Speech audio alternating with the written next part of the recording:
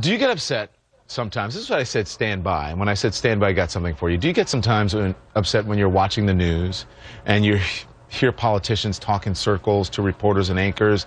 You ever wonder why I get, shall we say, a little indignant? Okay, a lot indignant sometimes on TV. Here's why. I think if we keep saying we wanted to defund it, we fought for that, but now we're willing to compromise on this, I think they can't. And we're going to. I think.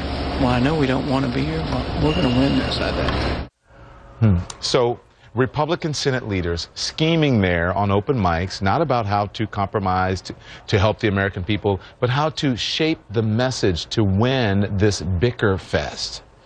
Fasten your seatbelts. It's time now for No Talking Points. All right, so you know how they say everything comes out in the rinse, right? All you have to do is just wait, give it time. Here's the rinse.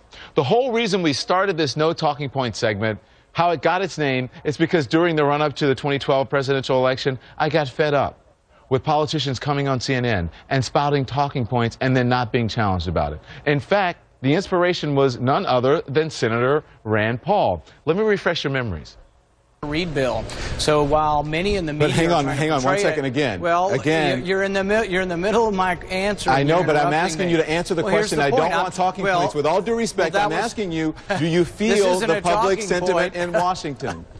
This isn't a talking point.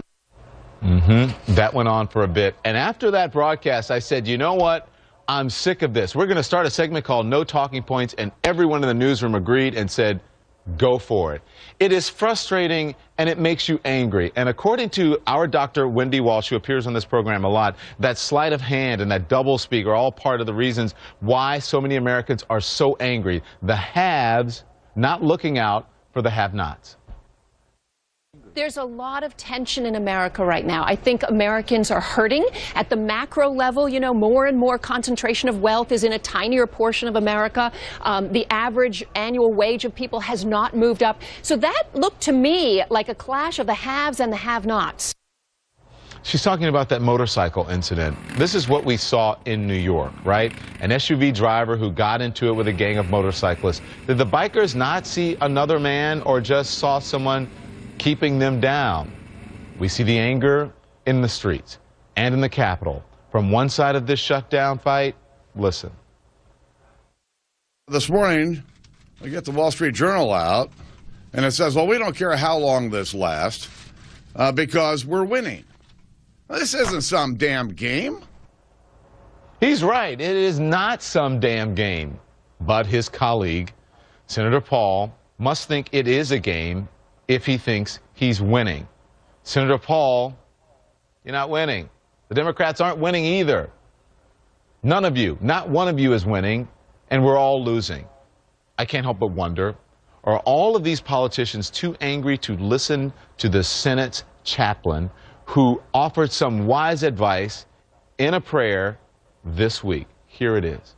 Deliver us from the hypocrisy of attempting to sound reasonable while being unreasonable. Remove the burdens of those who are the collateral damage of this government shutdown. And I will add to that, heaven help us. Amen. That's tonight's No Talking Points. All right, we're going to talk more about the back-and-forth bickering, the complaining, and the open mic moments in Washington. Not only frustrating to Americans, it could put some elected officials out of office. Probably a good thing. So if you're a politician in the middle of a shutdown mess, how do you repair your image? We're talking to a PR pro next.